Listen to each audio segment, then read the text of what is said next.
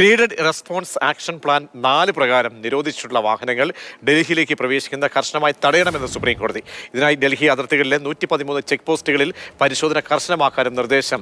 വായു ഗുണനിലവാരത്തിൽ നേരിയ പുരോഗതിയുള്ള സാഹചര്യത്തിൽ നിരോധനത്തിൽ ഇളവ് അനുവദിക്കുന്ന കാര്യം പരിഗണിക്കും. ബി ബാലഗോപാലുണ്ട്. ബാലു, വായു ഗുണനിലവാര സൂചിക അത്യന്തം പരിതാപകരമായ നിലയിൽ നിൽക്കുമ്പോഴാണ് സുപ്രീം കോടതിയുടെ നിർദ്ദേശം വരുന്നത്. അതെന്തൊക്കെയാണ്?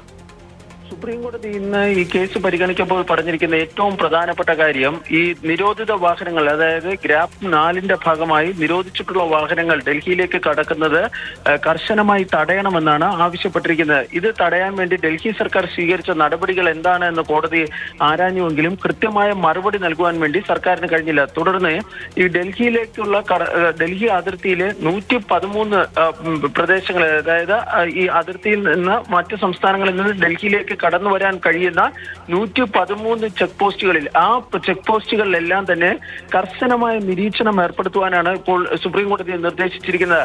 ഈ വാഹനങ്ങൾ, നിരോധിത വാഹനങ്ങൾ ഡൽഹിയിലേക്ക് പ്രവേശിക്കാതിരിക്കാനുള്ള നടപടികൾ സ്വീകരിക്കാൻ കേന്ദ്ര സർക്കാരിനോട് സുപ്രീം കോടതി നിർദ്ദേശിക്കുകയും ചെയ്തു.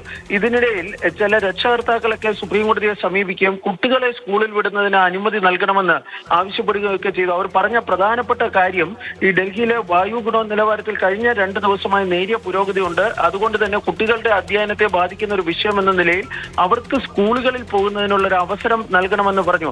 തുടർന്നാണ് ജസ്റ്റിസ് അഭയ സോക്ക ഇക്കാര്യം പരിഗണിക്കാമെന്നും തിങ്കളാഴ്ച ഈ വിഷയം കോടതി പരിഗണിച്ചതിന് ശേഷം അന്നത്തെ വായു ഗുണനിലവാരം കൂടി പരിഗണിച്ചുകൊണ്ട് ഇക്കാര്യത്തിൽ ഒരു അന്തിമ തീരുമാനമെടുക്കാമെന്ന് ഇപ്പോൾ വ്യക്തമാക്കുകയും ചെയ്തിരിക്കുന്നത്. പ്രജീഷ്.